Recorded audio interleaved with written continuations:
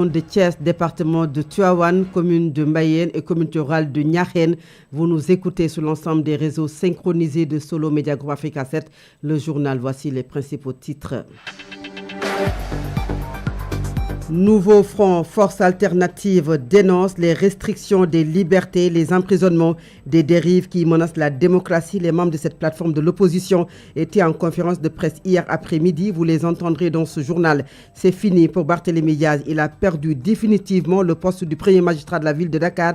La Cour suprême a rejeté hier sa requête aux fins d'excès de pouvoir, contestant la décision du préfet de Dakar qu'il a révoquée en décembre dernier suite à sa condamnation définitive dans l'affaire Ndiaga Diouf.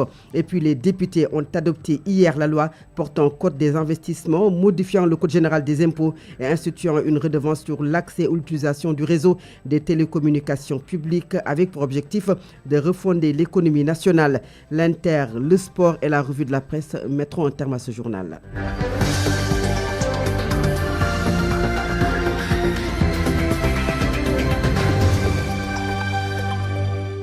Présentation de cette édition, Fatou Abdou Ndiaye Fall, la technique est assurée par Mohamed Cham et Mohamed Touré. Bonjour et bienvenue. Le nouveau front Force Alternative en point de presse dénonce les longues détentions.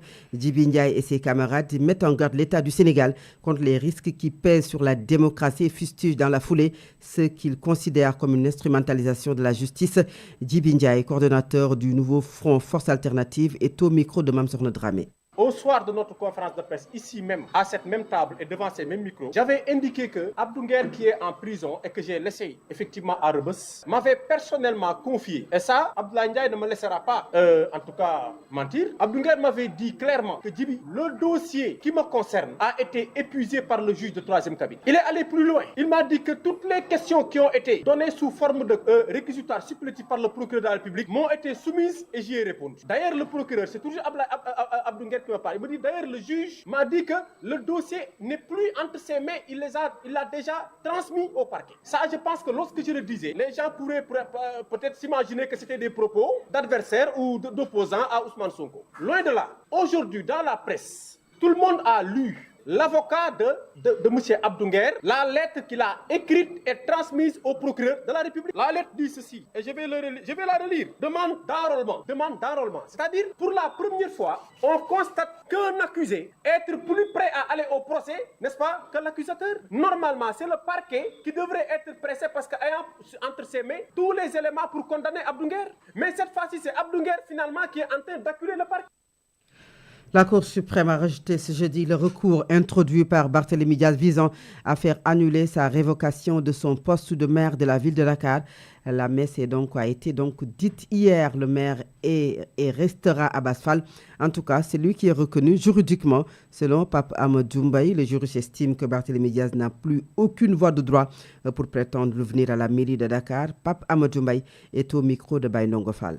La requête qui avait été introduite par le sieur Barthélémy Diaz au niveau de la Cour suprême pour prétendre véritablement quereller, en tout cas la décision qui a été prise par l'autorité administrative, le déclarant démissionnaire de la municipalité, a été rejetée aujourd'hui par la Cour suprême. Et ce rejet intervient à la suite véritablement de la décision qui avait été prise par l'autorité administrative que constitue le préfet de Dakar pour déclarer Barthélémy Diaz démissionnaire. Et je crois que cette décision qui a été prise par le préfet n'est pas fortuite pour la bonne et simple raison que l'article L277 du code électoral a déjà prévu que lorsque le maire fait l'objet d'une condamnation pénale définitive, un conseil municipal a la possibilité de saisir l'autorité administrative que constitue le préfet pour déclarer ce maire démissionnaire. À partir du moment où la Cour suprême a déjà rendu sa décision, l'affaire en tout cas passe en force de ce juge. Il n'y a aucune voie de droit que Barthélémy Diaz peut explorer pour prétendre revenir à la municipalité. Donc la Cour suprême, dans la nomenclature judiciaire, elle est véritablement la dernière voie de droit, le dernier rempart. Donc on peut dire présentement que le maire légitime et juridiquement reconnu de Dakar présentement, c'est Abass Fall.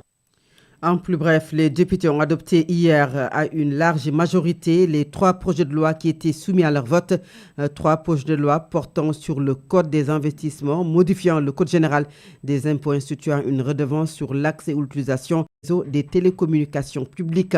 Et puis le Trésor public sénégalais a lancé un emprunt obligatoire par appel public à l'épargne de 300 milliards de francs CFA. Ceci pour financer l'éducation, la santé, les énergies renouvelables, l'agriculture et d'autres d'autres secteurs d'activité. Une information relayée par le ministère des Finances et du Budget, lequel justifie cette procédure par une volonté de diversification des sources de financement de l'économie du pays. Vous écoutez le journal. Sur Africa 7, Solo Média 90.7 à Dakar, il est 7h passées de 6 minutes. Faire du Sénégal un pays souverain numériquement, c'est bien possible et c'est même l'objectif principal du New Deal Technology.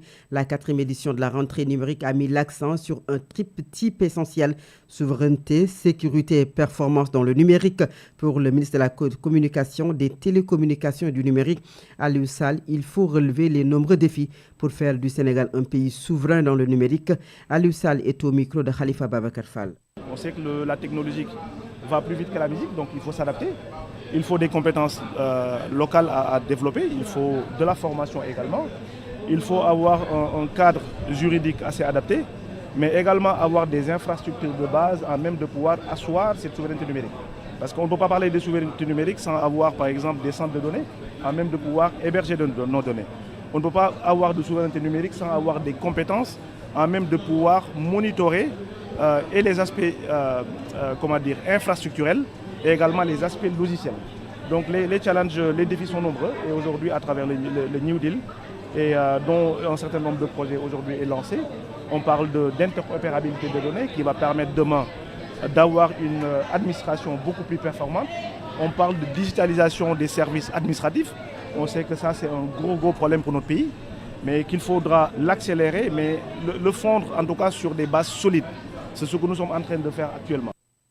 Dans le reste de l'actualité, direction Casamance, où la paix, le pardon et la réconciliation se construisent pas à pas au cœur même des zones longtemps marquées par le conflit. Dans le village de Kouram, situé dans la zone transfrontalière entre le Sénégal et la Gambie, les habitants, avec le soutien de la coordination sous-régionale des organisations de la société civile pour la paix en Casamance et de ses partenaires, se mobilisent pour consolider les acquis du processus de paix. Femmes, jeunes, autorités locales et partenaires au développement unissent leurs efforts pour promouvoir la cohésion sociale, le pardon et la réconciliation. Mais au-delà de la paix, les communautés réclament des actions concrètes, désenclavement routier, accès à l'eau et à l'électricité, sécurisation des zones à risque et appui aux activités agricoles et économiques.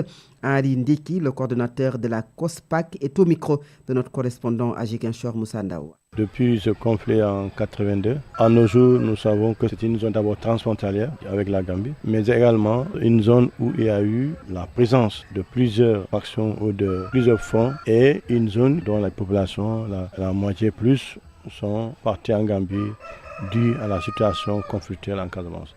Donc c'est une zone qui est transfrontalière et une zone qui est vulnérable, qui aujourd'hui bénéficie de moins d'actions comme les autres localités. Et cela avec notre partenaire AGWS que je remercie beaucoup, également le gouverneur de la région, puis le chef de village de Kouram nous a encouragé à accompagner les populations de ces frontières. Mais également nous pensons aussi que le chef de village de cette zone et d'autres acteurs qui sont du Nara-Est ont contribué, ont participé vraiment au processus de négociation jusqu'au dépôt des armes de Dakar. La jeunesse du Nara-Est nous a adressé une correspondance pour dire que nous souhaitons que la zone du Nara-Est soit accompagnée. Et leurs besoins sont divers. D'abord, le premier besoin, c'est que les acquis des accords de paix soient consolidés dans la zone. L'autre besoin, c'est que leur zone soit désenclavée, mais également à côté du désenclavement, qu'il y ait un déminage dans des zones susceptibles d'être minées, mais également qu'on fasse le désenclavement, ça veut dire améliorer les infrastructures routières pour permettre aux populations de vaquer aux occupations, à savoir l'activité culturelle, l'activité agricole, économique, mais aussi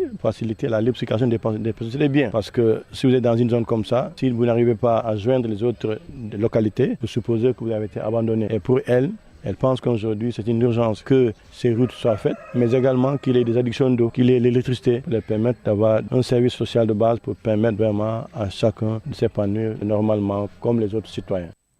Et puis le reportage du jour, Solo Média s'est intéressé à une vendeuse de thé Oas. Et oui, pendant que certains optent pour le rêve américain européen au risque de leur vie, d'autres comme Aïcha préfèrent se débrouiller au pays. À 30 ans et diplômée en gestion, elle fait dans l'entrepreneuriat. Armée de détermination, elle vend du thé Oas dans son quartier. Apparemment, les affaires marchent plutôt bien. C'est un reportage d'Antawad. Elle s'appelle Aïcha, Une jeune femme diplômée âgée de 30 ans, vêtue de t-shirt noir et d'un jean bleu, une grande cafetière à la main, Aïcha est vendeuse de thé. Entourée de ses clientes venues de partout, elle nous partage fièrement le secret de sa réussite. J'ai eu ma licence en 2017 en gestion et c'était très difficile de trouver du travail, même pour un stage, c'était pas facile du tout. De ce fait, je me suis dit pourquoi pas me lancer dans l'entrepreneuriat et j'ai commencé à faire du was. Le was, c'est une infusion qu'on fait avec des plantes naturelles. Et c'est très bon et c'est bon aussi pour la santé. Le thé est très prisé par les Sénégalais. Aïcha a un chiffre d'affaires de 15 000 francs CFA. Depuis que j'ai commencé à faire le was, je peux gagner jusqu'à 15 000 francs par jour. Je le fais. Et j'ai des clientes maintenant qui viennent jusqu'à chez moi pour faire des commandes quand il y a des cérémonies, mariage, baptême et d'autres programmes. Et je gagne bien ma vie maintenant. Aujourd'hui, beaucoup de jeunes tentent l'immigration clandestine. Mais pour Aïcha, il est hors de question de braver la mer pour réussir. Malgré son diplôme en gestion des entreprises, cette jeune femme fait partie de ceux qui croient qu'il n'y a pas de saut métier. Antawad, c'est cet élément qui met un terme à la première partie de cette édition. La seconde partie, c'est la page internationale, le sport et la revue de la presse. À présent, l'Inter. Actualité internationale. Que nous démarrons au Cameroun, c'est la consigne de vote que personne n'attendait. Brenda Biya, l'unique fille du président Paul Biya, appelle dans une vidéo devenue virale à ne pas voter pour son père lors de cette élection, affirmant qu'il a fait beaucoup de mal au peuple. L'affaire embrase les rangs du pouvoir en même temps que les opposants au président, candidat à sa propre succession à l'élection présidentielle du 12 octobre prochain. Les États-Unis ont une nouvelle fois bloqué hier l'adoption par le Conseil de sécurité de l'ONU d'un texte réclamant un cessez-le-feu et l'accès humanitaire à Gaza, un projet porté par la majorité des membres qui ne renoncent pas malgré les vétos américains répétés. Le projet qui réclamait la fin des restrictions à l'aide humanitaire exigeait un cessez-le-feu immédiat, inconditionnel et permanent à Gaza, ainsi que la libération immédiate et inconditionnelle des otages. C'est ce qu'a recueilli 14 voix pour et une contre. Et puis la France a suspendu sa coopération anti-russe avec le Mali et a sommé 2 diplomates maliens de quitter son territoire en réponse à l'arrestation en août à Bamako d'un agent diplomatique français. C'est ce qu'a appris à l'AFP hier de sources diplomatiques français. Les deux diplomates maliens ont jusqu'à samedi pour quitter la France, alors que le Mali a, selon cette source, réagi en déclarant mercredi persona non grata 5 personnels de l'ambassade de France à Bamako qui avaient déjà quitté le pays dimanche. Et à présent, c'est la page sportive. Sport sur Africa 7.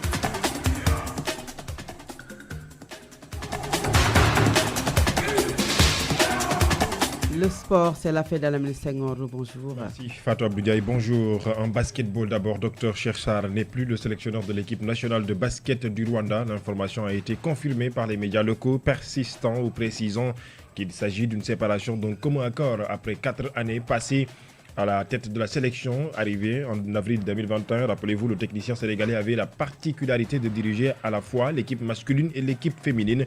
Son contrat avait été donc prolongé après l'Afro-basket masculin 2021, compétition marquant la première grande sortie avec donc l'équipe rwandaise.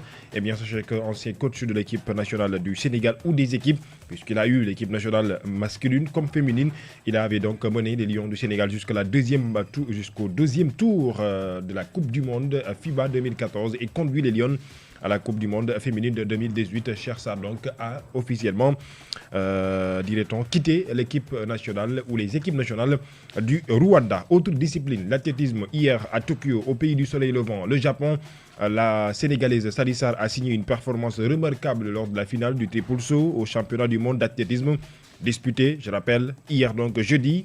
Pour sa première participation donc à ce niveau, l'athlète a pris la 6e place mondiale avec un bond mesuré à 14,55 mètres, améliorant ainsi donc son record personnel qui était jusque-là à 14,41 mètres. Une performance bien saluée par les administrateurs du Sénégal, notamment le premier vice-président de la Fédération sénégalaise d'athlétisme, Baré Thiam. La voici. mission accomplie pour Salih Sarr. Elle a atteint son objectif, elle est arrivée en finale, elle a battu son record personnel et elle a quitté la 21e place pour devenir 6e mondiale et elle est à 39 cm de la championne du monde. C'est le comble. C'est l'occasion de lui adresser nos vives félicitations pour avoir été à ce niveau de compétition ainsi que ses autres compatriotes qui ont tous du mérite. Mais en tant qu'acteur, on savait qu'elle avait en face d'elle une quadruple championne du monde et une championne olympique.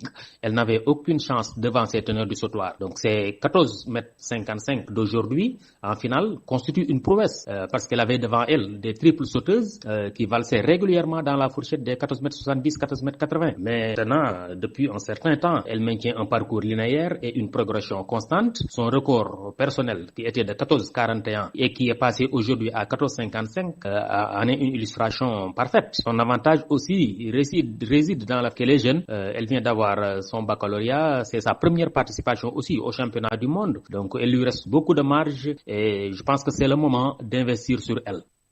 Et voilà, vous venez à l'instant donc d'écouter Barry Thiam, le premier vice-président de la Fédération sénégalaise de football. Nos encouragements à Salih Sarr. Nous sommes fiers de lui puisqu'elle a représenté tout comme les autres le drapeau national fièrement. En football, nous en parlons, la Ligue des Champions. Hier, donc, nous avons clos, bien sûr, où a été clos les premières journées de cette Ligue des Champions, la nouvelle saison 2025-2026. Eh bien, sachez que le Bayern Leverkusen a fait match nul 2-2, 2 buts partout face à Copenhague.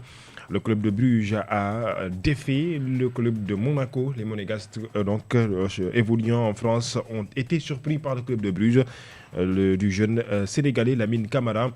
Finalement, impuissant pour pouvoir donc renverser la tendance hier face au club de Bruges. Résultat 4-1. Je rappelle que l'équipe de Manchester City, de l'autre côté, donc, a défait le Napoli 2-0. Victoire du Barça 2-1 face à Newcastle. Francfort a donc giflé Galatasaray de Ismail Jakobs 5-1. Score final donc entre Sporting et Karaït Almaty 4-1. Victoire donc de Sporting. C'est justement donc ces matchs qui ont clos hier la première journée ou les premières journées de la Ligue des Champions saison 2024-2025. Je rappelle que dès demain, les premières phases ou les phases préliminaires donc, de la Ligue des Champions africaines vont démarrer. En attendant, je rappelle que l'équipe donc, qui doit représenter le football sénégalais, il s'agit de Jaraaf, jouera le dimanche prochain à partir de 13h. Et dans la Coupe CAF, notamment donc, pour les phases préliminaires aussi, l'équipe qui doit représenter le Sénégal, il s'agit de Génération Foot, jouera à partir donc de dimanche, jouera le dimanche à partir de 18h. Match donc à suivre, on verra donc. Et en tout cas, nous sommes de tout cœur avec les représentants du football sénégalais, le Jaraaf et Génération Foot, Fatou Abdou Ndiaye. Merci beaucoup Alamine Senghor. Et le dernier point de ce journal, c'est la revue de la presse. Africa 7 la revue de presse.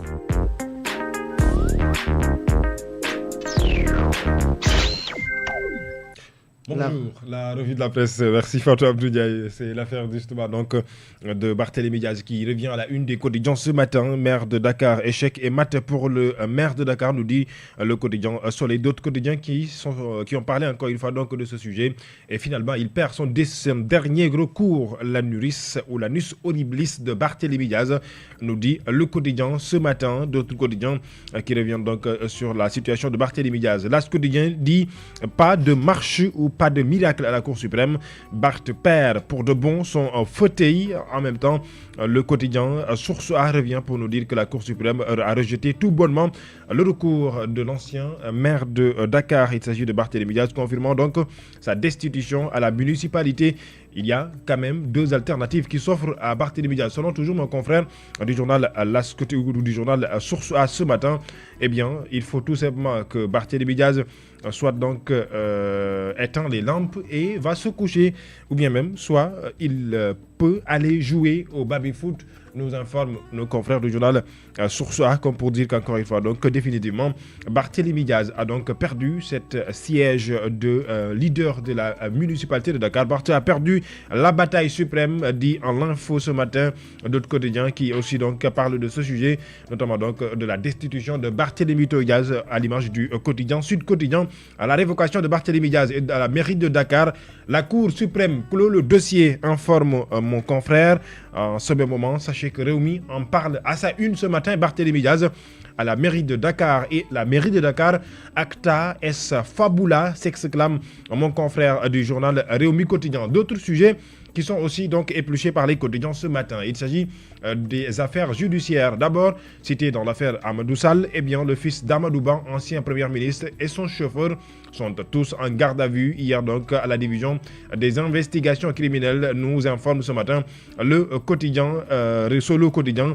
Au même moment donc, le quotidien L'Observateur aussi en parle ce matin. Ibrahima Ba, la garde à vue et la zone d'ombre des 30%.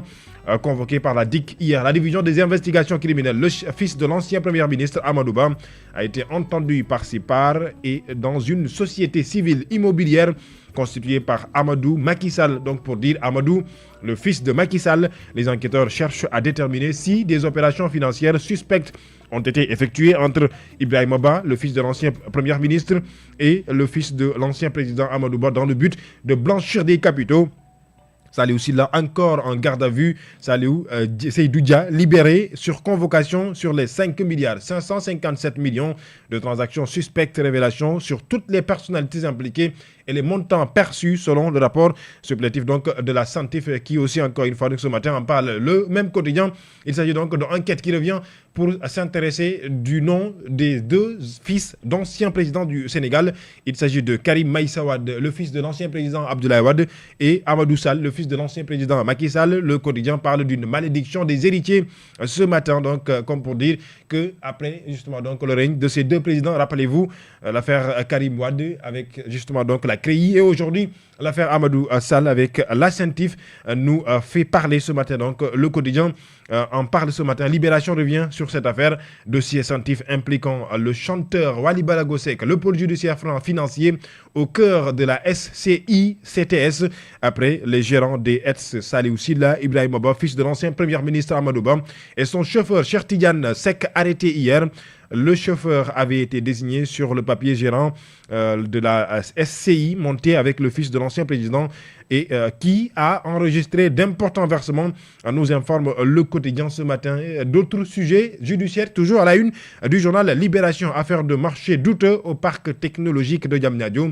L'ancien coordonnateur et son adjoint écroué, Ami Samaké, consigne un bien immobilier et obtient le contrôle judiciaire. La DAGE placée sous contrôle judiciaire, nous informe aussi le quotidien Libération ce matin. D'autres sujets, il s'agit cette fois-ci des travailleurs, dirait-on, de l'AIBD, l'aéroport international Blaise Diagne, qui sont rouges de colère, nous informe le quotidien LAS. Les travailleurs préparent d'ailleurs une riposte foudroyante, selon le quotidien ce matin, qui aussi parle du Sénégal qui cherche 300 milliards de francs CFA.